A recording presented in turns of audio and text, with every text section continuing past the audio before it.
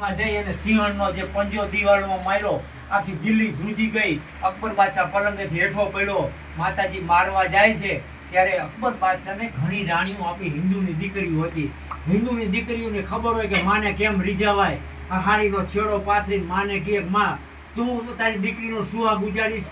ત્યારે માતાજી અકબર બાદશાહને મારતા નથી, પણ કહે છે કે અત્યારે જ ફરમાન કરી કે આ તારો નવરોજો જે ભરાય છે આ નવરોજો બંધ કરી.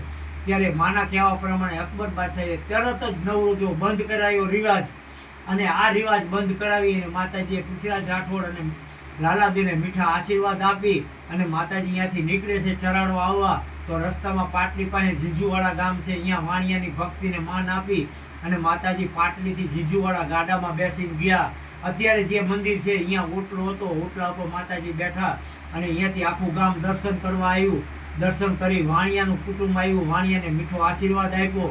વાણિયાને વચન આપ્યું કે મેં જગ્યાએ જે જગ્યાએ વિહામો લીધો છે આ જગ્યાનું નામ આજથી વિશ્રાંતિ સ્થળ તરીકે પૂજા છે. આજે પણ વિશ્રાંતિ સ્થળ તરીકે પૂજાય છે. અહીંયાથી માતાજી અહીં પધારે છે. ત્યારે આ ઓરડો એમના પરિવારે ખોલી નાખેલો મનાય છતાંય 3.5 દી બંધ રાખવાનો તો બદલીમાં 3 દિવસે ખોલી નાખ્યો. ત્યારે બધાને ખબર પડી ગઈ કે અત્યાર સુધી આપણે ઉદાચરણ બાપુની દીકરી રાજબાઈ ગઈ, આ તો માં ભગવતી ભેરિયાવાળી છે. આ માતાજીની ખબર પડી ત્યાર પછી માનું જે તેજ હતું એ તેજ આ ગોંખમાં સમાઈ ગયું. આ માનું ત્રિશુલ રોપાણું. હવે પાછળ માતાજીએ તો માનવ દેહ ધારણ કર્યો હતો, અહીં સમાધિ લગાવી હતી. એટલે માતાજીનું જે શરીર હતું એના ફૂલ થયા. એ ફૂલ આપણું હાલનું મંદિર રહ્યું, અહીંયા પધરાવ્યા, અહીંયા મૂર્તિ સ્વરૂપે દર્શન આપ્યા. આવી રીતે આ સ્થળ આ છે.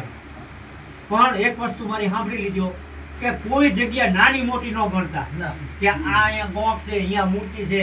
તમે મોબાઈલથી ફોટો પાડો ને આવડો ભલે ફોટો આવે પણ અંદર બેહવા વાળું કોણ? તો કે ઈ તો રાજભાઈ, તો કે ઈ તો જબરી છે માં. હે આવી રીતે માતાજીનો આ ઓરડો કહેવાય, માનો જન્મનો ઓરડો કહેવાય. અને આ ઓરડાની અંદરથી માએ જે કંઈ પરચાઓ આપ્યા, લીલાઓ કરી. કચ્છમાં વાગડમાં જાઓ કોઈ ગામ ખાલી નથી જ્યાં રાજબાઈ ન હોય. આ બાજુ દિલ્હીના લાલ કિલ્લા ઉપર, આ બાજુ તમારે કચ્છનો રાપર તાલુકો જે રહ્યો વાગડમાં કોઈ ગામ ખાલી નથી, ઠેઠ ભુજિયા ડુંગર સુધી. આ બાજુ ગિરનાર ઉપર અને પાછળમાં તો માં બેસણું ઉગમના બારનું બેસણું લઈને બેઠી છે. અને આ ઓરડામાં તો રમી છે. એટલે મારી બધાને ખમા કહેજે મારી આ પરિવાર છે, જો મારી તારી ગોઠવી છે બધી, તને જ ભજવા વાળી, તને નમવા વાળી છે. છોરું કચોરું થઈ જાય પણ માવતર કમાવતર ક્યાંય નથી થતા. બોલો રાજભાઈ જય.